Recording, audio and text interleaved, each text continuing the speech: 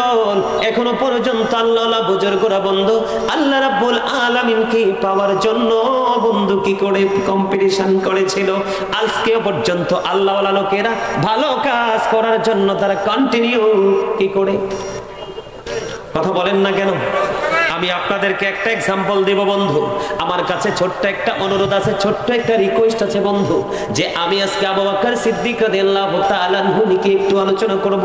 মাত্র 2টা হাদিস শরীফ শোনাবো, অনেকগুলো বলার ইচ্ছা আছে, মাত্র 2টা। কয়টা? তারা কেমন করে কম্পিটিশন করতো বন্ধু হাদিস শরীফের মধ্যে এসেছে হযরতে আবু বকর সিদ্দিক রাদিয়াল্লাহু তাআলা আনহু কেমন ভাবে কম্পিটিশন করে করে বন্ধু সিদ্দিক আকবর হয়েছে। বন্ধুরে আমার নবী একদিন প্রশ্ন করলো, তোমাদের মধ্যে কে আছো আজকে রোজা রেখেছো? এবার আবু বকর সিদ্দিক রাদিয়াল্লাহু তাআলা আনহু ডাক দিয়ে বলল, ইয়া রাসূলুল্লাহ, ইয়া হাবিবাল্লাহ। তিনি হাত তুললেন, নবী গো আমি আজকে রোজা রেখেছি। হাত উঠিয়েছে কে? আবু বকর সিদ্দিক রাদিয়াল্লাহু তাআলা আনহু। তারপরে আমার নবী দ্বিতীয়বার প্রশ্ন করলো, তোমাদের মাঝে আজকে কে আছো জানাজাটাকে অনুসরণ করেছো? এবারও আবু বকর সিদ্দিক রাদিয়াল্লাহু তাআলা আনহু হাত তুলে বলল, ইয়া রাসূলুল্লাহ, ইয়া হাবিবাল্লাহ, নবী গো আমি আজকে জানাজা অনুসরণ করেছি।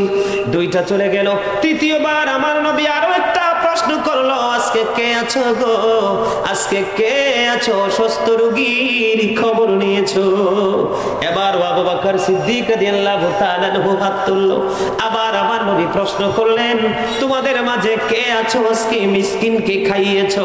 এবার আবু বকর সিদ্দিক রাদিয়াল্লাহু তাআলা আনহু হাত তুললো, ইয়া রাসূলুল্লাহ, ইয়া হাবিবাল্লাহ, নবী গো আমি আছি। কয়টা গুণ পাওয়া গেল? আমার নবী 4টা প্রশ্ন করেছে, এই 4টার উত্তর আবু বকর একাই দিয়েছে। আমার নবী আবার ডাক দিয়ে বলল, এই 4টা গুণ যার মধ্যে রয়েছে সে জান্নাতি। জোরে জোরে সুবহানাল্লাহ। আজকে আমাদের মাঝে কি আছে সেটা কথা বলেন না কেন? রোজা রাখতে বললে অনেকে কত ধরনের টিটকারি দেয়, ইয়ার কি দেয়, আছে না নাই? আমাদের দেশে এমন দুষ্ট মুসলমান আছে না নাই? বন্ধুরে আমার অবশ্যই আছে, অবশ্যই আছে। এবার আরেকটা হাদিস শরীফ আমি আপনাকে শোনাবো। ওমর রাদিয়াল্লাহু তাআলা আনহু তিনি চিন্তা করতেছেন, জীবনে কোনোদিন আবু বকরকে কোনো দিক দিয়ে হারাতে পারলাম না, জীবনে কোনোদিন আবু বকরকে কোনো দিক দিয়ে হারাতে পারলাম না। তাবুক যুদ্ধের পূর্বে নবী বলেছেন, তোমরা দান করো। কি করো? তোমাদের সম্পত্তি দানের জন্য প্রস্তুত করে দাও। বন্ধুরে আমার এবার আবু বকর সিদ্দিক রাদিয়াল্লাহু তাআলা আনহুকে হারানোর জন্য ওমর রাদিয়াল্লাহু তাআলা আনহু দানের জন্য যুদ্ধের মাঠে নেমে গেলেন। বন্ধুরে আমার এবার দানের জন্য মাঠে নামলেন। দান নিয়ে নবীর সামনে যখন হাজির হয়ে গেল, এবার আমার নবী, আপনার নবী তো জাহানের বাদশা নবী সরকারে মদিনা, উনি বললেন, ওমর তুমি কি সম্পত্তি নিয়ে এসেছো? ওনার সম্পত্তিগুলো নবীর সামনে প্রেজেন্ট করলো। ফ্যামিলি পরিবারের জন্য কি রেখে এসেছো? এবার ওমর রাদিয়াল্লাহু তাআলা আনহু বলল, ইয়া রাসূলুল্লাহ, আমি এখানে যেইটুকু রেখেছি, এখানে যেইটুকু এনেছি, সেই সম পরিমাণ আমি আমার ফ্যামিলি পরিবারের জন্য রেখে এসেছি। এবার ওমরের প্রশ্নের পালা শেষ হয়ে গেল। এবার আবু বকর সিদ্দিক রাদিয়াল্লাহু তাআলা আনহুকে প্রশ্ন করলো, আমার নবী রে আবু বকর, আপনি ফ্যামিলি পরিবারের জন্য কি রেখে এসেছেন, কতটুকু রেখে এসেছেন? এবার আবু বকর একটা ডাক দিয়ে বলল, বন্ধু গো, ইয়া রাসূলুল্লাহ, ইয়া হাবিবাল্লাহ, নবী গো আমি আমার ফ্যামিলি পরিবারের জন্য কোনো সম্পদ রেখে আসিনি, আমি রেখে এসেছি আমার আল্লাহ এবং আমার নবীকে। জোরে জোরে বলুন না সুবহানাল্লাহ। এবার ওমর এবার মনে মনে বলতেছে, জীবনে কোনোদিন আবু বকরের অগ্রবর্তী হতে পারলাম না, আজকে পর্যন্ত আবু বকরের অগ্রবর্তী হতে পারলাম না। এখানে হাদিস শরীফ শোনাইলাম, একদিকে বন্ধু আল্লাহ নবীর প্রেম, আর একদিকে নবী রাসূল আল্লাহ এবং আল্লাহ রাসূলকে রাজি করার জন্য তাদের মধ্যে ছিল আমলের কম্পিটিশন, প্রতিযোগিতা ছিল বন্ধু, আমলের প্রতিযোগিতা, দানের প্রতিযোগিতা। কে নবীর জন্য আগে জীবন দিয়ে দিবে, জীবন দেওয়ার প্রতিযোগিতা ছিল। আর আজকে পৃথিবীর মানুষের প্রতিযোগিতা হলো শুধু পৃথিবীর লালসা নিয়ে। আজকে আমি আপনাদেরকে বলতে চাই বন্ধু, এখানে অনেক ভালোবাসার মানুষ রয়েছে। কি এখানে অনেক ভালোবাসার মানুষ রয়েছে বন্ধু। এই যে পিছনে একটা লোক দেখেন, ওনার আপনার এলাকার মানুষ, আমার মামা। উনি গত 24শে জানুয়ারি বন্ধু কুয়েত চলে যাওয়ার কথা, কিন্তু আপনার এই মাহফিলের কথা শোনার পরে ডেট পিস নামাইতে নামাইতে আজকে পর্যন্ত মাহফিলে এই প্রেমের মূল্য কি দিয়ে দেওয়া যায় বলেন? কোনো কিছু আছে দেওয়ার মতো? বেনিফিট পাবে তিনি আল্লাহ এবং রাসূলের কাছ থেকে বন্ধু। এই জন্য আপনাদেরকে ছোট্ট 2টা হাদিস শরীফ শোনালাম। 4টা প্রশ্ন করলো, আমার নবী 4বার হাত তুলেছে কে? আবু বকর এখান থেকে প্রেম শিখে নাও কাবিলপুরের মুসলমান, ও কাবিলপুরের মানুষ, আমার ভাই বাবারা, আমার মা বোনেরা, এমনি এমনি তিনি সিদ্দিকী আকবর হয় নাই, ঠিক কিনা বলেন? আরো জোরে। ওমর রাদিয়াল্লাহু তাআলা আনহু কেমন জাজরাইল সাহাবী জানেন? ওমর রাদিয়াল্লাহু তাআলা আনহু কিনে হযরতে আবু বকর, হযরত ওসমান কিনে আমার নবী যখন বন্ধ উহুদ পাহাড়ে চলল, উহুদ পাহাড়ের উপর ওঠার পরে এবার উহুদ পাহাড় বন্ধ আনন্দে নাচা শুরু করলো, লাফালাফি শুরু করলো। সুবহানাল্লাহ, সুবহানাল্লাহ বলতে পারেন না? সুবহানাল্লাহ বলতে পারেন না? সুবহানাল্লাহ কি জানেন? সুবহানাল্লাহ কি জানেন? এটা জান্নাতি ফল। এই ফলের স্বাদ পাবেন মরার পরে পৃথিবীতে নয়, তবে সাচ্চা ইমানদার যারা তারা পাবে। সুবহানাল্লাহ বলতে বলছি, আমার নবী বলেছেন তোমরা যখন জান্নাতের বাগানে আসা যাওয়া করো তখন ওখান থেকে কিছু ফল খেয়ে নিও। রাসূলুল্লাহ, সেই ফলটা কি? নবী বলেছেন জিকির। সুবহানাল্লাহ, আলহামদুলিল্লাহ, আল্লাহু আকবার। এগুলো কি আল্লাহ? এটি জান্নাতি ফল। একদিকে আল্লাহর শব্দ, বাংলাতে বলা হয় স্মরণ, ইংলিশে বলা হয় রিমেম্বার। আল্লাহ বলেছেন remember me then I will remember you. Allah বলেছেন remember me then I will remember you. তোমরা আমাকে স্মরণ করো, আমি তোমাদেরকে স্মরণ করব। আরো জোরে বলেন না সুবহানাল্লাহ। এটা কি আমাদের একটা মজলিস কিনা? কথা বলেন না কেন, মজলিস কিনা? জিকিরের কাছে একটু পরে আসছি। আমার মিশন হলো আজকে আমিও বাঁচবো, আপনাদেরকেও বাঁচার রাস্তা দেখাবো। নিতে রাজি আছেন তো? বন্ধুরে আমার ওই হাদিস শরীফটা বন্ধু কাকে নিয়ে গেলেন? আমার নবী, হযরত আবু বকর, হযরত ওমর, হযরত ওসমান রাদিয়াল্লাহু তাআলা আনহু বন্ধু কোথায়? উহুদ পাহাড়ে বন্ধু। পাহাড় আনন্দে নাচতে শুরু করলো। পাহাড় যখন আনন্দে নৃত্য পরিবেশন করলো, আল্লাহর হাবিব পা মোবারক দিয়ে পাহাড়কে চাপ দিয়ে বলল, এই উহুদ পাহাড় তুমি থামো। সুবহানাল্লাহ। উহুদ পাহাড় সঙ্গে সঙ্গে স্থির হয়ে গেল, একদম সাইলেন্ট হয়ে গেল। আমার নবী দেখে দেখে বলে, রে উহুদ, ও উহুদ, তুমি কি জানো আজকে তোমার উপর একজন নবী এসেছেন, একজন সিদ্দিক এসেছে, আর 2 জন শহীদ কদম দিয়েছে। জোরে জোরে সুবহানাল্লাহ। ওমরের টার্গেট কি? আবু বকরকে হারাবো। নবী যেহেতু বলেছে দান করার জন্য, আমার কাছে তো সম্পদ আছে, আমি দান করব। আজকে দানের মাধ্যমে আমি আবু বকর সিদ্দিককে হারাবো। কিন্তু বন্ধু ওমর কল্পনাও করতে পারলো না, প্রেমের দরিয়ায় কত গভীরভাবে সাঁতার দিয়ে দিল হযরতে আবু বকর। আবু বকর বন্ধু, আবু বকর এমন প্রেমিক ছিল, আমার নবীর পবিত্র জবান মোবারক দ্বারা বলেছে, হাদিস শরীফের মধ্যে এসেছে, আমার নবী বলেছেন জীবনে এত সম্পত্তি দিনের জন্য খরচ করেছে আমার জীবনে, আমি নবীর জীবনে আবু বকরের সম্পদ আমার যত কাজে লেগেছে, যত উপকারে এসেছে, আর কারো সম্পদ এত উপকারে আসেনি। বন্ধু যখন আমার নবীর জবান মোবারক থেকে বক্তব্য শুনলেন, এবার আবু বকর কান্দে, 2 চোখের পানি ঝরে ঝরে পড়ে রে কান্দে। নবীর সামনে দাঁড়ায় দাঁড়ায় বলতেছে, ইয়া রাসূলুল্লাহ, ইয়া হাবিবাল্লাহ, নবী গো, আমার সম্পত্তি না, আমার সম্পত্তি না, আমি আবু বকর আপনার। শুধু আমার সম্পদ না গো নবী, আমি আবু বকর, আমার জীবন আমার আপনার। এই জন্য বন্ধু আবু বকর সিদ্দিকী আকবর হয়েছে। আবু বকরের একটা রাত্রের প্রেম ওমরের জীবনে আকাশের তারার চাইতে গড়লে আমল বেশি হবে বন্ধু। ওই ওমরের সারা জীবনের আমল যদি একটা পাল্লাই তুলে দেওয়া হয়, আবু বকরের ওই হিজরতের রাত্রিতে সাপে দংশন করেছিল, ওই রাত্রির একটা মুহূর্তের প্রেম সারা জীবনের প্রেমের চাইতে বন্ধু বেশি ভারী। আরো জোরে বলেন না সুবহানাল্লাহ। তাদের কম্পিটিশন দেখছেন নি কোন দিকে? তাদের কম্পিটিশন আল্লাহ নবী রাসূলকে, আল্লাহকে খুশি করা, রাসূলকে খুশি করা, দ্বীনকে উজ্জীবিত করা। আর আমাদের বর্তমান প্রেক্ষাপটে মুসলমান সকাল থেকে সন্ধ্যা পর্যন্ত আজকের জুমার দিন গেল, আমার ড্রাইভার গতকালকে প্রোগ্রাম শেষ করে যখন রওনা দিলাম, এবার সবাইকে নামিয়ে দিল, আমার গাড়ির বাড়ির আঙ্গিনায় যখন চলে গেল বন্ধু, আমার ড্রাইভার সাহেব ডেকে ডেকে বলে, হুজুর এই লজ্জা কোথায় রাখি গো? আমি বললাম কি ধরনের লজ্জা?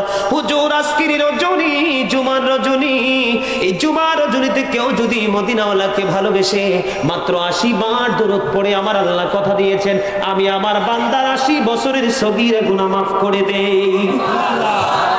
আমার বন্ধু নবী বলেছে, দাইলামি শরীফের মধ্যে সে যে হাদিস খানা, আমার নবী বলেছেন কেউ যদি নবীকে ভালোবেসে প্রতিদিন মাত্র 1000 বার যদি দরুদ পড়তে পারে, ওই নবীর প্রেমিক জান্নাত না দেখা পর্যন্ত তার মরণ হবে না। উনি বলতেছে, হুজুর আজকের জুমার রাত্র ওইদিকে গান বাদ্য, ওইদিকে গান বাদ্য, ওইদিকে মিউজিকের আওয়াজ, হুজুর কি নোংরামি শুরু হয়ে গেল বাংলার মুসলমান। মুসলমান কি একটা বারও ভাবলো না আজকের রজনী, জুমার রজনী? কারণ আজকের রজনী কিন্তু জুমার না, আজকেরটা শনিবার শুরু হয়ে গেছে। কি হয়ে গেছে?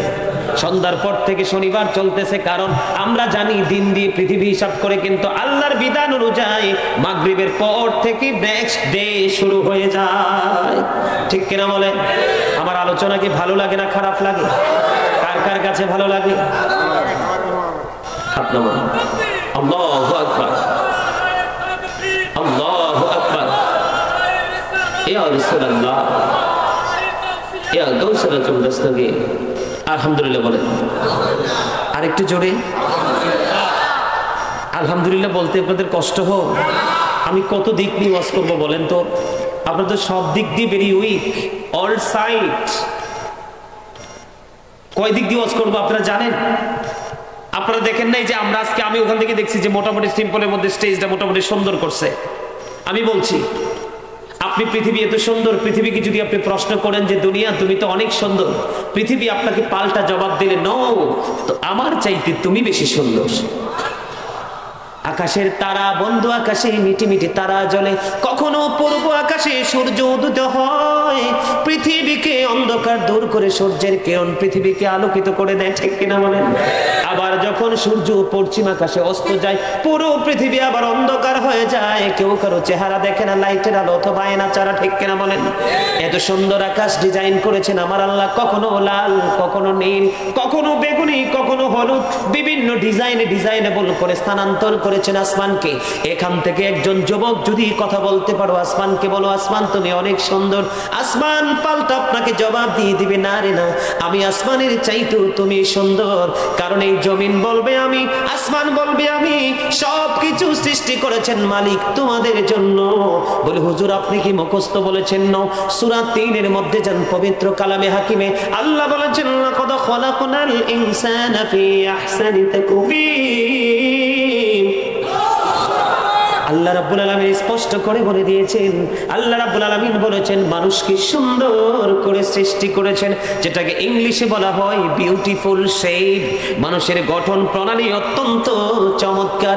বলে হুজুর এখানে ক্ষান্ত নও, 30 পারার আরেকটা সূরা আছে বন্ধ, সূরা ইনফিতর।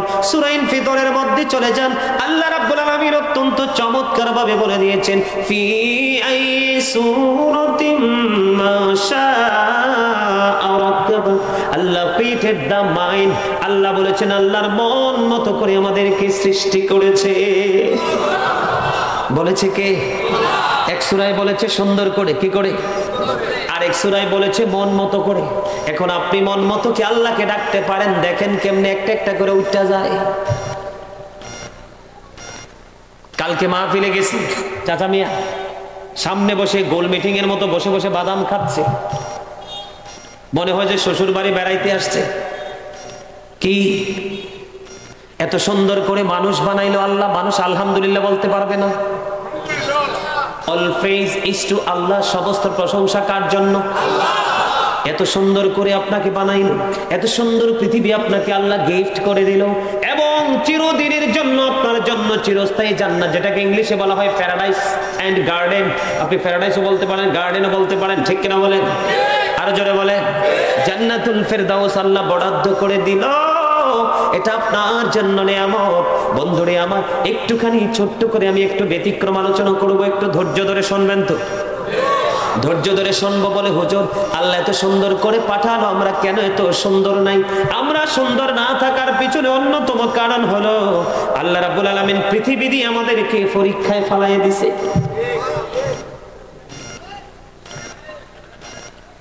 আমি সমস্যা কি? বন্ধ করে দেন, ব্যাক মোবাইল বন্ধ করে দেন। আমার কথা কি বোঝেন? পৃথিবী দিয়ে আমাদেরকে পরীক্ষায় ফেলাইছে, জীবন দিয়েও পরীক্ষা ফেলাইছে, মরণ দিয়েও পরীক্ষা ফেলাইছে। এরে যুবকের দল, মনে রাখবা তোমরা আসার সিরিয়াল আছে, যাওয়ার কোনো সিরিয়াল নাই। একটু নজর দাও তুরস্কের দিকে, ছোট্ট ছোট্ট মাসুম বাচ্চাদের কি অন্যায়, ছোট্ট ছোট্ট মাসুম বাচ্চাদের কি অপরাধ।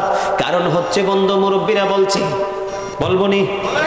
একে আঞ্চলিক কথা, একে পাপ করলে দোষে পায়, দোষেরে পায়, ভালোকে আগুন দিলে ঘর পোড়া যায়। আগুনের রেশ যদি শুরু হয় পরে ছাই করে দেয়। ঠিক তেমনি ভাবে বলো হুজুর আল্লাহ রাব্বুল আলামিন সব ওয়াজ করে দিয়েছে। এই বর্তমান প্রেক্ষাপটের বিশেষ করে যুবক যুবতী আমাকে ভালোবাসলে বাসো, না বাসলে নাই, কারণ কারো ভালোবাসার পাঙ্গাল আমি না, কারো ভালোবাসার কাঙ্গাল আমি না। আমি চাই আমার মদিনাওয়ালা, আর মদিনাওয়ালাকে পাইলেই আল্লাহ মিলে যায়। ঠিক কিনা বলে বন্ধুরে আমার? আল্লাহ বলেছে মাইয়ুতির রাসূলা ফাকাদ আতাল্লাহ। আল্লাহ বলেছেন হি হো ওবিস দা এবস্টিল ওবিস আল্লাহ। যেই ব্যক্তি রাসূলের নির্দেশ মানলো সেই যেন আল্লাহর নির্দেশ মানলো। আমার দিকে তাকান, ইহুদি খ্রিস্টানের ধর্মগ্রন্থের নাম যেটাকে ইংলিশে বলা হয় দা ওল্ড ও নিউ টেস্টামেন্ট, এটাতে ওরা বক্তব্য দিয়েছে he that love it not know with not God for God is love. এরা বলেছে যেজন প্রেম করে না সেজন আল্লাহকে জানে না, ফর গড ইজ লাভ, আল্লাহ প্রেম। আল্লাহ রাব্বুল আলামিন ডাক দিয়ে বলেছে নো ডোন্ট অ্যাকসেপ্টেবল, আমার কাছে এটা গ্রহণযোগ্য নয়। তোমাদের মন্তব্য, তোমাদের বক্তব্য আমার কাছে ভালো লাগেনি। কেন গো ভালো লাগেনি? কারণ আল্লাহ রাব্বুল আলামিন বলেছেন সে বলুন ইফ ইউ ডু লাভ আল্লাহ, যদি তোমরা আল্লাহকে ভালোবেসে থাকো, ফলো মি মুহাম্মদ সাল্লাল্লাহু আলাইহি ওয়াসাল্লাম, মুহাম্মদ সাল্লাল্লাহু আলাইহি সাল্লামের অনুগত্যে যাও, আল্লাহ উইল লাভ ইউ, আল্লাহ তোমাদেরকে ভালোবাসবে, এন্ড ফরগিভ ইউর সিনস, আল্লাহ ক্ষমা করে দিবে। বলে হুজুর এই ওয়াজ আল্লাহ কি ইংলিশে করেছে? নো, আমি বলেছি। আল্লাহ বলেছেন কুল ইন কুনতুম তুহিব্বুনাল্লাহ ফাত্তাবিউনি ইউহিব্বুকুমুল্লাহু ওয়া ইয়াগফির লাকুম যুনুবাকুম আল্লাহু গফুরুর রহিম। আল্লাহু আকবার। আর জোরে, আর জোরে। জানেননি আপনি জিকিরে যে আল্লাহু আকবার বলছেন, এটাও জিকির, এটাও কি? আল্লাহর নবী বলেছেন যখন তোমরা জিকির করো, তোমরা যখন জিকির করো, এই জিকিরের আওয়াজ যত উঁচু হবে শয়তান তত দূরে চলে যাবে, আর যত দূরে শয়তান থাকবে ততই তোমরা নিরাপদ। আর জোরে বলেন না সুবহানাল্লাহ, আর একটু মহব্বতে সুবহানাল্লাহ। বন্ধুরে আমার বলতে চেয়েছিলাম আল্লাহ পৃথিবী দিয়ে আমাদেরকে পরীক্ষায় ফেলাইছে, ঠিক কিনা বলেন? আল্লাহ বলেছেন সূরা আলে ইমরান খুলে দেখেন, হাফেজ সাহেব আছেন অনেকে। আল্লাহ রাব্বুল আলামিন সূরা আলে ইমরানের 185 নম্বর আয়াতের শেষ অংশে বলেছেন ওয়ামাল হায়াতুদ দুনিয়া ইল্লা মাতাউল গুরুর, দুনিয়ার জীবন, এই পৃথিবীর জীবন একটা ধোঁকা ছাড়া, প্রতারণা ছাড়া কিছুই না। বলেছে কে? আল্লাহ রাব্বুল বলেছেন আল্লাযী খালাকাল মাউতা ওয়াল হায়াতা লিয়াবলুওয়ান নাস, যিনি জীবন সৃষ্টি করেছেন, মৃত্যু সৃষ্টি করেছেন শুধুমাত্র মানুষকে পরীক্ষা করার জন্য। রে কাবিরাকে বাঁচার রাস্তা আমার কাছ থেকে নেবেন সবাই, কারণ আপনাদেরকে আমি একটা মেসেজ দিতে চাই। আজকে এই সুফি সাহেব হুজুরের মাহফিল, এই মাহফিল হচ্ছে এই গ্রামের সকল মানুষের ঈমানি পরীক্ষা। কারণ শয়তান চায় না কোনোদিন কোনো মানুষ ভালো কাজ করুক। আজকে আপনারা যারা জান্নাতের বাগানে বন্ধ কদম বাড়িয়ে দিয়েছেন, আপনারা সবাই শয়তানকে হারিয়ে দিয়েছেন। আজকের যুদ্ধ কিন্তু আপনার আত্মার যুদ্ধ। কিসের যুদ্ধ? শয়তান বলে ফেসবুকে ঢুকো, টুইটারে ঢুকো, ইনস্টাগ্রামে ঢুকো, ঠিক কিনা? টিভির পর্দার সামনে চলে যাও, আর আপনার ঈমান বলছে নো নো, আজকে জান্নাতের বাগান সাজানো হয়েছে, মেহমান আসবে, তাদের পদধূলির উসিলায় এই গ্রামের কবরবাসীর কবর আযাব মিনিমাম 40 দিন আমার আল্লাহ বন্ধ করে দিবে। জোরে জোরে বলেন না সুবহানাল্লাহ। আপনারা যারা আজকে জান্নাতের বাগান এসেছেন বন্ধু, আপনাদের কাছে শয়তান হেরে গেছে। একটা মানুষের জীবনে যত বেশি শয়তানকে হারাতে পারবে তত বেশি তার ঠিকানা হবে জান্নাতের নিকটবর্তী। আপনি আজকে শয়তানকে হারিয়েছেন, দ্বীনের শিক্ষার জন্য একটু কদম বাড়িয়ে দিয়েছেন। কে হাঁটে আসছেন না? একটা মানুষ দ্বীনের শিক্ষা অর্জন করার জন্য পৃথিবীতে যতটুকু রাস্তা হাঁটবে, হাদিস শরীফের মধ্যে এসেছে মূলত সে দ্বীনের জন্য, দ্বীন অন্বেষণের জন্য হাঁটলো না, সে জান্নাতের দিকে একটুখানি এগিয়ে গেল। একটা মানুষের জীবনে শয়তানকে যত বেশি হারাবে তত বেশি ধাপে ধাপে ধীরে ধীরে জান্নাতের নিকটবর্তী হয়ে যাবে। আল্লাহ রাব্বুল আলামিন বলবে, ইউ গো টু প্যারাডাইস, জান্নাতে চলে যাও। জোরে জোরে সুবহানাল্লাহ। আর আজকে যারা এই জান্নাতের বাগানে বন্ধু আসতে পারোনি, তোমাদের বসি বড় বদকিসমত রে বন্ধু। কারণ আজকে তোমরা আসার ক্ষেত্রে একটা মাত্র বাধা, শয়তান তোমাদেরকে বিকল্প পদ্ধতি শিখিয়ে দিয়েছে। আমার আল্লাহ বলে দিয়েছেন, শয়তান তোমাদের দুশমন, তাকে বন্ধু মনে করো না, দুশমন মনে করো। একটা মানুষের জীবনে যত বেশি শয়তানকে হারাতে পারবে সে জান্নাতের নিকটবর্তী হবে। একটা মানুষের জীবনে যত বেশি শয়তানের কাছে হেরে যাবে সে তত বেশি জাহান্নামের নিকটবর্তী হয়ে যাবে। আল্লাহ বলবে, ইউ গো টু হেল, জাহান্নামে চলে যাও। নাউজুবিল্লাহ বলে, আর জোরে, আর জোরে। এই জন্য বন্ধু আমার সূত্র হলো আপনাদেরকে বোঝানো, আপনাদেরকে অ্যাক্টিভ করে গড়ে তোলা। কারণ আজকের আলোচনার পরে যেন একজন মুসলমান মুমিন হয়ে যেতে পারে। কারণ মুমিন মুত্তাকি না হওয়া পর্যন্ত সে জান্নাতে যেতে পারবে না। আল্লাহ রাব্বুল আলামিন বলেছেন, উইদ্দাত লিল মুত্তাকিন, মুত্তাকিনদের জন্য আল্লাহ জান্নাত বরাদ্দ করেছে। জোরে জোরে সুবহানাল্লাহ। বন্ধুরে আমার, আল্লামা ইবনে হাজার আসকালানী রাহমাতুল্লাহি আলাইহি তিনি বলেছেন, আমি হাসান ইবনে জাকওয়ান থেকে বর্ণনা করেছেন বন্ধু। তিনি হাসান ইবনে জাকওয়ান রাদিয়াল্লাহু তাআলা আনহু থেকে বর্ণনা করেছে, রে কাবিলপুরের যুবক হৃদয় খুলে শোনো। তিনি হাসান ইবনে জাকওয়ান থেকে বর্ণনা করেছেন, পৃথিবীতে চলার ক্ষেত্রে তোমরা কোনোদিন ধনী লোকের সন্তানদের সাথে ওঠা বসা করিও না। কার সাথে? ওমা, আমার কথা যেন চমকে উঠেছেন।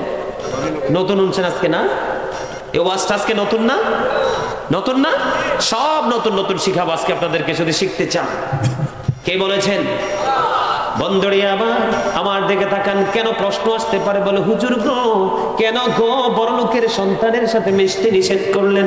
কারণ বড় লোকের সন্তান হলো পৃথিবীর ফিতনা। ওমা, কথা বুঝেন নাই? The rich are not always happy. ধনীরা সবসময় সুখী নয় যদি সে দুনিয়ার ধনী হয়। ঠিক কিনা বলেন? আল গিনা গিনান নাফস, প্রকৃত ধনী হলো আত্মার ধনী। ওই আত্মার ধনী আবার অলওয়েজ হ্যাপি, সবসময় সুখী। জোরে জোরে সুবহানাল্লাহ। একটা অবিবাহিত মেয়ে, একটা যুবতী যেমন ফিতনা, বড় লোকের সন্তান বন্ধু তেমন ফিতনা। এই জন্য পূর্বসূরি আইম্মায়ে কেরাম বলে গিয়েছে, পৃথিবীতে চলার ক্ষেত্রে কোনোদিন বড় লোকের সন্তানের সাথে মেলামেশা করিও না। কারণ তারা হলো পৃথিবীর ফিতনা। বাবার টাকা আছে, পয়সা আছে, ধন আছে, দৌলত আছে, ফিতনা আছে। বন্ধু, তারা কোনো ধরনের কোনো লজ্জিত কাজ, অপমানজনিত কাজ, কোনো নোংরা কাজ করতে দেরি করে না। এই জন্য পূর্বসূরি আইম্মায়ে কেরাম বলে গেছে, বন্ধু তোমরা কখনোই ধনী লোকের সন্তানের সাথে উঠা বসা করিও না, চলাফেরা করিও না। কারণ তারা হলো পৃথিবীর ফিতনা। গরিবের সন্তান, মধ্যবিত্ত পরিবারের সন্তানেরা হাজারবার ভাবে কাজটা করলে কি হবে, কলঙ্ক হবে। কিন্তু ম্যাক্সিমাম বড় লোকের সন্তানেরা সেই চিন্তা করে না। ঠিক কিনা বলেন? আজকে বাংলাদেশের যত নোংরামি, যত নষ্টামি, যত পথভ্রষ্ট কাজের উৎস ওখান থেকে আসে। কথা বলে না কেন? বন্ধুরে আমার, এই জন্য তোমাদেরকে বলছি, সেই দিকে পাটা না বাড়িয়ে এই দিকে পাটা বাড়িয়ে দাও। তোমার দুনিয়ার জীবন সুন্দর হয়ে যাবে, পরকালও তোমার সুন্দর হবে। আজকের দুনিয়ার মানুষ নোংরা কাজের প্রতিযোগিতা করে। কথা বলেন না কেন? কোন কাজের প্রতিযোগিতা করে? নোংরা কাজের প্রতিযোগিতা করে। আর সাহাবায়ে